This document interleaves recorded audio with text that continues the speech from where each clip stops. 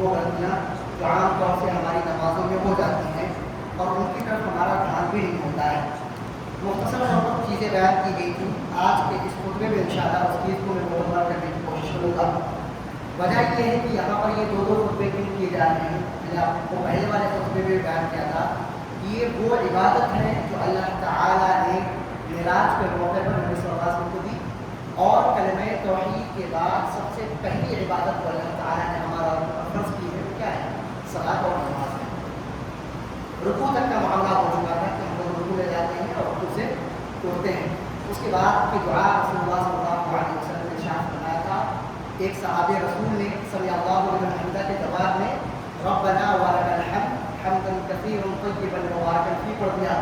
تو رسول اللہ صلی اللہ علیہ وسلم نے ان سے پوچھا صحابہ کرام سے کس نے یہ دعا کی؟ تو انہوں نے بیان کیا کہ اللہ نبی صلی اللہ علیہ وسلم میں نے یہ دعا کی ہے۔ رسول اللہ صلی اللہ علیہ وسلم نے جواب دیا کہ میں نے بہت ساری فرشتوں کو 30 فرشتوں کو دیکھا ہے جو اس دعا کو لکھنے میں آپس میں کمپٹیشن کر رہے تھے کہ اللہ کے پاس کون یہ دعا لے کر کے جائے گا۔ یہاں تک کی بات ہماری اور آپ کی ہو گئی تھی۔ اب آ جاتے ہیں سجدے کے معاملے میں۔ ہم اور آپ جب سجدہ کرتے ہیں تو دونوں سجدوں کے درمیان میں کوئی دعا نہیں پڑھتے ہیں۔ ہم کو اور آپ کو لگتا ہے کہ کوئی دعا رسول اللہ صلی اللہ علیہ وسلم نہیں سکھائی، پہلا سجدہ کیا بیٹھے پھر تم سجدہ کر لیا۔ حالانکہ رسول اللہ صلی اللہ علیہ وسلم نے دو سجدوں کے درمیان میں ایک بہترین دعا سکھائی ہے، بہترین دعا۔ اور یہ جو روایت میں آپ کے سامنے پڑھنے لگیا ہوں، یہ ابو داؤد کی روایت ہے، حدیث نمبر 850، ترمذی میں 284 اور ابن ماجہ میں 898۔ حدیث کے راوی عبداللہ ابن عباس رضی اللہ تعالی عنہ بیان فرماتے ہیں کہ کان رسول اللہ صلی اللہ علیہ وسلم یقول فی السجدتین، کہ رسول اللہ صلی اللہ علیہ وسلم دونوں سجدوں کے درمیان میں پڑھا کرتے تھے کیا؟ اللہم اغفر لی، اے اللہ تعالیٰ مجھے بخش دے، وارحمنی، اور میرے اوپر رحم فرما، واجبرنی، اے اللہ تعالیٰ جو میرا نقصان ہو گیا ہے اس کی تلافی کر دے، واہدنی، اور مجھے ہدایت دے دے، وارزقنی، اور مجھے رزق عطا فرما۔ کسی کا کسی کے معاملے میں کوئی نقصان ہو گیا ہے، بزنس میں نقصان ہو گیا ہے، زندگی اعتبار سے کوئی نقصان ہو گیا ہے، وہ اس دعا کو دونوں سجدوں کے درمیان میں پڑھنا شروع کر دے۔ اللہ کے نبی صلی اللہ علیہ وسلم نے یہ دعا ہم آپ کو سکھلائی ہے۔ اللہ تعالیٰ سے امید ہے کہ اللہ تعالیٰ ہماری اس پریشانی کا بدلہ ہی نہ صرف دے گا بلکہ انشاءاللہ اس سے بہتر ہم آپ کو عنایت کرے گا اور رزق کے اندر کشادگی ہمارے آئے گی۔ اتنی بہترین دعا لیکن ہم آپ کو یاد نہیں، بہت چھوٹی سی دعا ہے، اللہم اغفر لی وارحمنی واجبرنی واہدنی وارزقنی۔ کتنا ٹائم لگا؟ دونوں سے دو کے درمیان میں یہ دعا پڑھ دی جائے۔ میں نے آپ کے سامنے حدیث نمبر بھی پیش کر دیا ہے۔ اسی طریقے سے ایک نماز کے اندر ایک پوزیشن ہوتی ہے جس کو جلسہ استراحت کہا جاتا ہے۔ ایک ہوتا ہے جلسہ، ایک ہوتا ہے جلسہ استراحت۔ یہ کب ہوتا ہے؟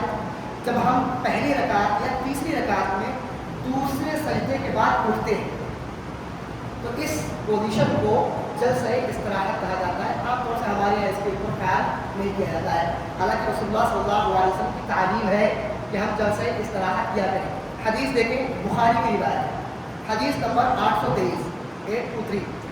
مالک بن حویرث رضی اللہ تعالیٰ عنہ حدیث کے راوی میں بیان فرماتے ہیں کہ انہ رأى النبی صلی اللہ علیہ وسلم یصلی، کہ میں نے نبی صلی اللہ علیہ وسلم کو نماز پڑھتے ہوئے دیکھا، کہ رسول اللہ صلی اللہ علیہ وسلم نماز پڑھ رہے تھے۔ فإذا كان في وتر من صلاة، جب وہ اپنی نماز کے اوڈ نمبر والی روایت رکعت میں آئے، اوڈ نمبر والی رکعت یعنی پہلی اور تیسری، تاپ نمبر والی جو رکعت تھی وہ پہلی یا تیسری، بیان فرماتے ہیں کہ فی صلاۃ لم ينهض حتى يستوي قاعدا، رسول اللہ صلی اللہ علیہ وسلم کھڑے نہیں ہوئے یہاں تک کہ آسانی کے ساتھ وہ بیٹھے، پہلے بیٹھے اور اس کے بعد کھڑے۔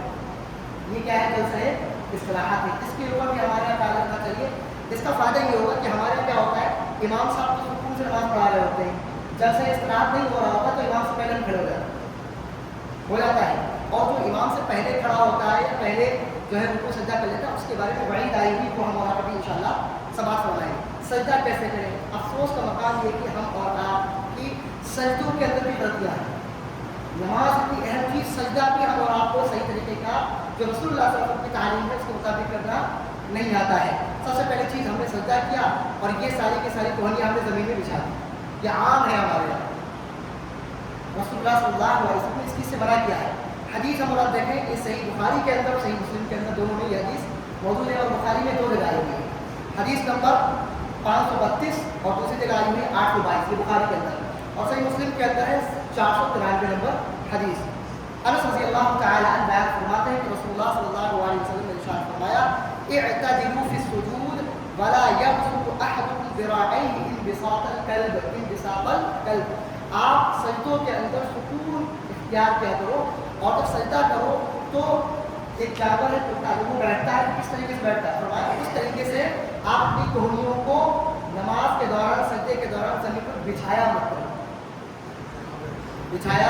مت کرو.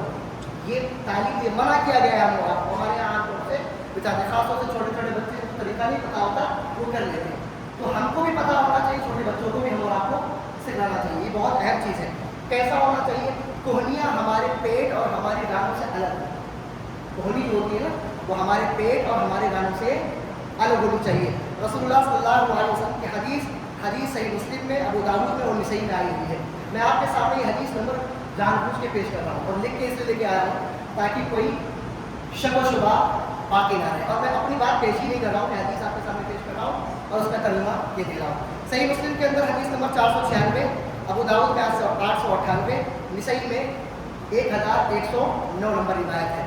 میمونہ رضی اللہ تعالیٰ عنہ جو ہماری اور آپ کی ماں ہے, نبی صلی اللہ علیہ وسلم کی بیوی, بیان فرماتی ہیں کان نبی صلی اللہ علیہ وسلم رسول اللہ صلی اللہ علیہ وسلم اذا سجد جب سجدہ کرتے تھے لو شاءت بحمۃ ان تمر بین یدیہ لمرت, اگر اس سجدے کی پوزیشن میں ایک بکری کا بچہ ان کے بیچ سے نکلنا چاہتا تو نکل سکتا تھا آسانی کے ساتھ. اس طریقے سے کر کے سجدہ کیا کرتے تھے. اس بات کا خیال رہے کہ جب ہم فرض نماز پڑھتے ہیں تو ایسا نہ ہو کہ آپ جو ہے اپنے پر پھیلائے دوسرے والا گر گیا چاہ, تو تھوڑا سا خیال رکھیں اس بات کا, اعتدال کا اختیار کریں, لیکن پھر بھی آپ چمٹائیں نہیں.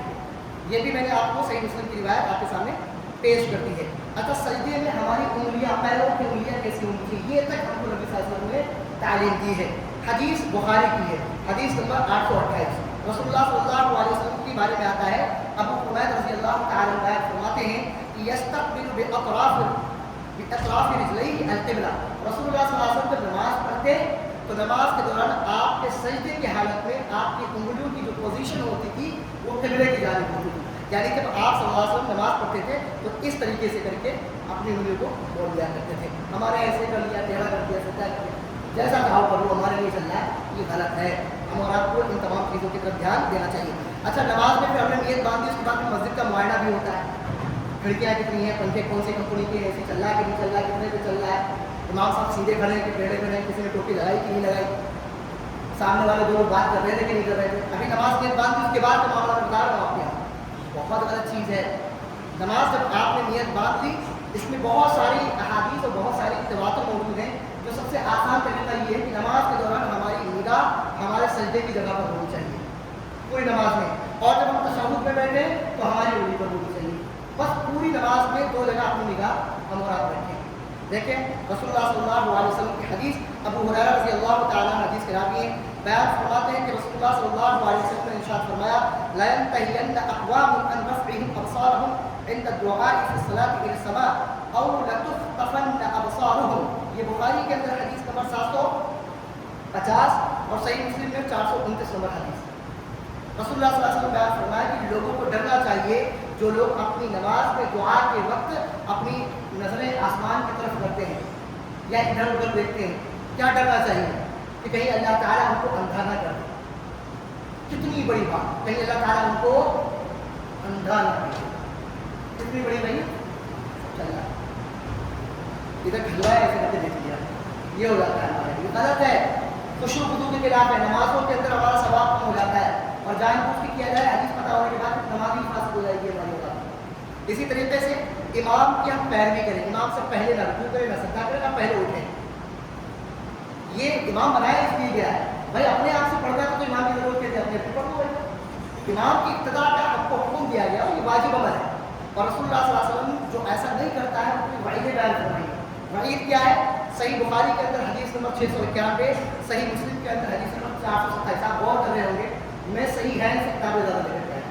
صحیح ہے یعنی جو 2 کتابیں حدیث کی قرآن کے بعد سب سے زیادہ صحیح ہیں, جن کی تمام احادیث صحیح مانی جاتی ہیں, انہی کا حوالہ میں زیادہ دے رہا ہوں. حالانکہ اور بھی حوالے مل سکتے ہیں تو صحیح بخاری اور مسلم میں دونوں میں آئی ہوئی ہے.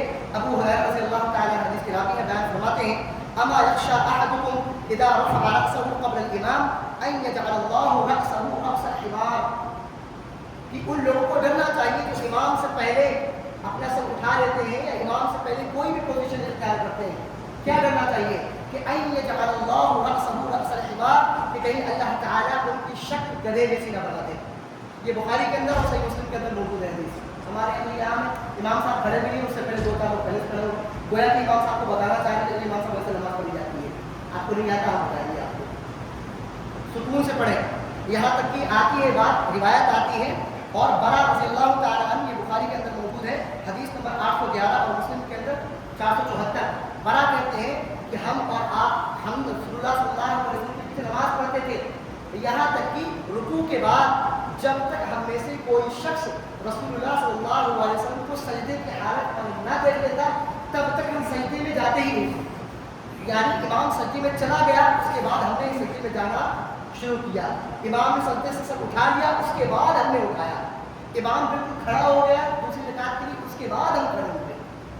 یہ طریقہ ہے. ہم تو پہلے چلے، اس میں بھی ہم لگا میراتھن چل رہی، وہاں سے پہلے چلے بتاؤں گا، یہ غلط ہے. اسی طریقے سے نماز میں سطر کا ڈھانپنا، یہ عام بات ہے. اتنی چھوٹی چھوٹی شرٹس پہن کے آئے، بلاؤز ٹائپ کی، رکوع میں گئے، سجدے میں گئے، پیچھے کا پورا حصہ کھل گیا. یہ عام ہے، ہوتا ہے ایسا. یا اتنی ٹائٹ ہم جینس پہن کے آئے کہ وہ کمر کے درمیان کو چپک ہی نہیں رہی ہے نا، ایسا ہوتا ہے. اب خود سجدہ کر رہے ہیں، خود کی بھی نماز خراب ہو رہی ہے، اور اگر جماعت کے ساتھ میں پڑھ رہے ہیں تو آدمی کی نظر تو پڑی جاتی ہے، اس کی بھی نماز خراب ہو رہی ہے. اچھا، سطر کا ڈھانپنا یہ نماز کی شرطوں میں سے شرط ہے. یہ اگر آپ کا سطر نہیں ڈھپا ہوا ہے، جان بوجھ کے اس طرح کی کیفیت اگر ہو کہ آپ کہیں جیل میں بند ہیں، آپ کے کپڑے اتار دیے گئے، آپ کے پاس کوئی کپڑا ہی نہیں ہے، تو الگ مسئلہ ہے. لیکن آپ اگر آزاد ہیں اور آپ کے کپڑے کھلے ہوئے ہیں، آپ کا پچھلا حصہ کھلا ہوا ہے، تو آپ کی نماز شک کے دائرے میں کوشچن مارک ہو جائے. کیوں؟ رسول اللہ صلی اللہ علیہ وسلم نے اللہ تعالیٰ نے فرمایا خذوا زینتکم عند کل مسجد، اے لوگوں نماز کے وقت زینت کو اختیار کیا کرو. زینت سے مراد سطر کا ڈھانپنا ہے. عورتوں کا سطر کتنا ہے؟ ان کا چہرہ کھلا رہ سکتا ہے اور ہاتھ، باقی اب پورا کا پورا جسم رہے گا. اور مردوں کا کم سے کم سطر عام حالت میں جو کہا گیا ہے نماز کے بارے میں، نماز کا اسپیشل اور بھی ہے. عام حالت میں کیا ہونا چاہیے؟ ناف سے لے کر کے گھٹنے تک کمپلسری ہے، ہمارا ہر حالت میں رکا ہونا چاہیے. اور ہمارا کیا ہوتا ہے نماز کے دوران میں ہمارے یہ ناف کے نیچے والا حصہ کھلا ہوتا ہے. اچھا، جو چیز منع کی گئی وہ ہم ڈھانپ رہے ہوتے ہیں. رسول اللہ صلی اللہ علیہ وسلم نے عام حالات میں کہا ہے کہ جو شخص اپنے لنگی پیجامے ٹکنے سے نیچے رکھتا ہے اللہ تعالیٰ قیامت کے دن کی طرف دیکھے گا نہیں. یہاں تک آتا ہے کہ جو حصہ نیچے ہوگا وہ جہنم میں جائے گا. ایک ضعیف روایت میں آتا ہے، علامہ صلی اللہ علیہ وسلم کو ضعیف قرار دیا. میں ضعیف اس لیے بیان کر رہا ہوں کہ ایک شخص نے ایسے نماز پڑھی جس کا ٹکنے سے نیچے پیجامہ یا تہمت تھا. رسول اللہ صلی اللہ علیہ وسلم سے کہا کہ دوبارہ نماز پڑھا. کیونکہ یہ روایت ضعیف ہے، اس پہ تو ہم نہیں کر سکتے، لیکن بہترین عمل یہی ہے کہ ہم اپنے ٹکنے سے ہمیشہ اپنے پیجاموں کو اور دوسری چیزوں کو اوپر رکھیں، کیونکہ وعید آئی ہوئی اس کے بارے میں. تو جو چیز عام حالت میں غلط ہے تو نماز کی حالت میں تو ویسے ہی غلط ہو جائے گی. تو اس کا ہم آپ خیال رکھیں. یہاں پر منع کیا گیا، یہاں پر ڈھانپیں گے، جہاں پر کہا گیا کہ ڈھانپو وہاں پر کھول دیں گے. یہ مسئلہ ہمارے یہاں ہے. اسی طریقے سے ہم اور آپ کیا کر رہے ہیں؟ عام طور سے کیا ہوتا ہے، ظہر کی نماز کا آیا، امام صاحب سجدے میں، اب اس نے کہا سجدہ تو چلا گیا، اب ہاتھ پیر پہنچوایا بیٹھ کے کھڑا ہے، نیت نہیں باندھ رہا ہے کہ سجدہ مل گیا ہے، ایک سجدہ مل گیا تو سجدے میں چلے گئے. نہیں، وہ ہاتھ پیر سیٹ کر رہا ہے، موبائل سیٹ کر رہا ہے، ادھر ادھر کر رہا ہے تاکہ امام صاحب کھڑے ہو جائیں گے. کیوں جھکے ہیں؟ اللہ کے سامنے کیوں جھکے ہم؟ اب امام صاحب جب کھڑے ہو گئے دوسری جگہ کے لیے پھر کھڑے ہو جائیں گے. یہ عام طور سے ہمارے یہاں بات ہوتی رہتی ہے.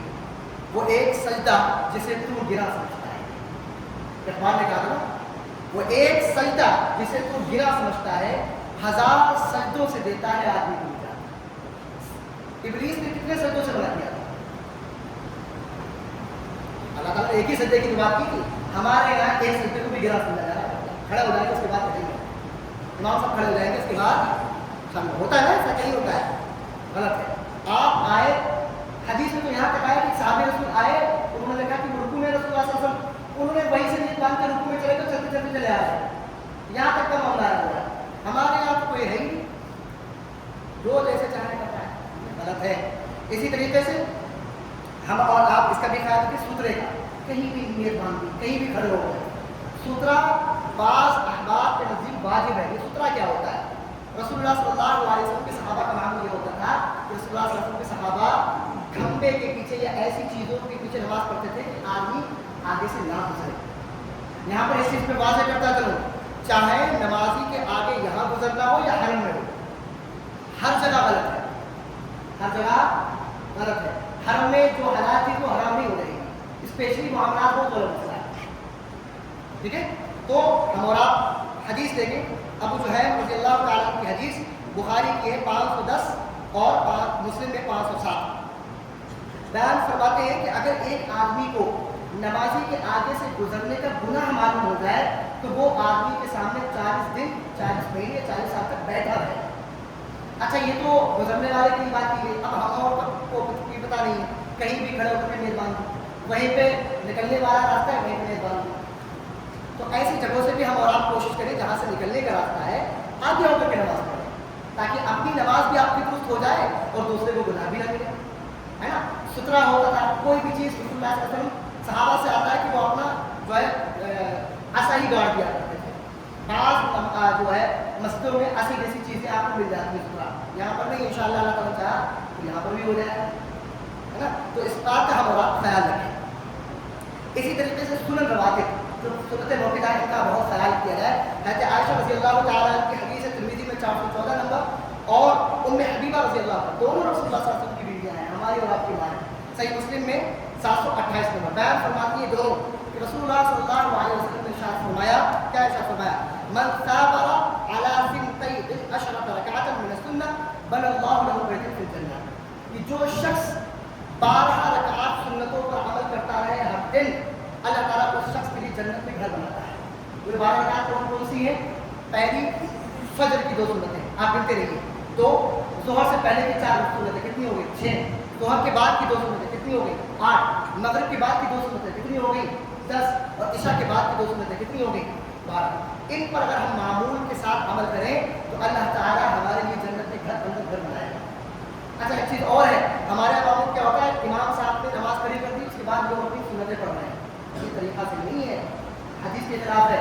حدیث کیا ہے وہ ہم اور آپ سماعت فرما لیں, میں اپنی بات نہیں کر رہا ہوں. بیان فرمایا ابو ہریرہ رضی اللہ تعالیٰ حدیث کے راوی ہے, حدیث صحیح مسلم کے اندر موجود ہے, حدیث نمبر 710. بیان فرماتے ہیں اذا اقیمت الصلاۃ فلا صلاۃ الا المکتوبہ. جب امام صاحب فرض نماز کی نیت باندھ دے تو اس نیت کے بعد کوئی اور نماز نہیں ہوتی ہے. جب فرض نماز کی اقامت کہہ دی جائے تو اس نماز جس کی اقامت کہی گئی ہے اس کے علاوہ کوئی بھی نماز نہیں ہوتی ہے. ہم اور آپ پہلے سے سنتیں پڑھیں, کسی بھی نماز کی بات چلیں گے, پہلے سے سنتیں پڑھ کے آئیں, اور اگر جماعت کھڑی ہو گئی تو پہلے جماعت کو شامل ہو, بعد میں آپ سنتیں پڑھیں. اب آپ نے پہلے کہا آپ نے غلطی کی تو اس کی غلطی کا یہ کفارہ ادا کرنا ہے کہ بعد میں سنتیں پڑھیں. نماز کے دوران نہ پڑھیں, سنت الگ ہے, فرض الگ ہے. سنت کا مقام اپنی جگہ ہے کہ فرض کے برابر نہیں ہو سکتا. تو فرض اور سنت کے درمیان میں فرق نہ کریں کہ سنت کو فرض بنا دیا, فرض کو سنت بنا دیا. تو انشاءاللہ مجھے امید ہے کہ ان تمام چیزوں کے اوپر ہم اور آپ عمل کریں گے. یہاں پر ایک چیز واضح رہے کہ میں نے آپ کے سامنے یہ ساری کی ساری چیزیں کس لیے واضح کی ہیں, تاکہ حجت قائم ہو جائے. اللہ تعالیٰ مجھ سے پوچھے گا, ایک ساتھ سے وہاں جا رہے تھے نماز تو آپ کے مصلی کو پتہ نہیں, کر کیا رہے تھے آپ نے بڑی بڑی باتیں کی, یہ ہونا چاہیے وہ ہونا چاہیے, نماز تو ان کے آپ سدھار نہیں پائے. تو یہ حجت قائم کر دی ہے, ریکارڈنگ موجود ہے یوٹیوب پر, آپ جا کے دیکھ لیں. حدیث کو کراس چیک کر لیں, کیونکہ میں نے حدیث نمبر آپ کو پیش کر دیا ہے. آپ جو بھی میں نے حدیث بولی ہے گوگل سرچ بار میں جائیں, حدیث کا نام لکھیں, اسپیس ڈالیں, اس حدیث کا نمبر ڈال دیں, آپ کے سامنے وہ حدیث انشاءاللہ ہر لینگویج میں آ جائے گی. اللہ تعالیٰ سے دعا ہے کہ اللہ تعالیٰ تمام لوگوں کو صحیح معنوں میں نبی صلی اللہ علیہ وسلم کی طرح نماز پڑھنے کی توفیق عطا فرمائے. سبحان ربک رب العزة عما يصفون وسلام علی المرسلین والحمد للہ رب العالمین. السلام علیکم ورحمۃ اللہ وبرکاتہ.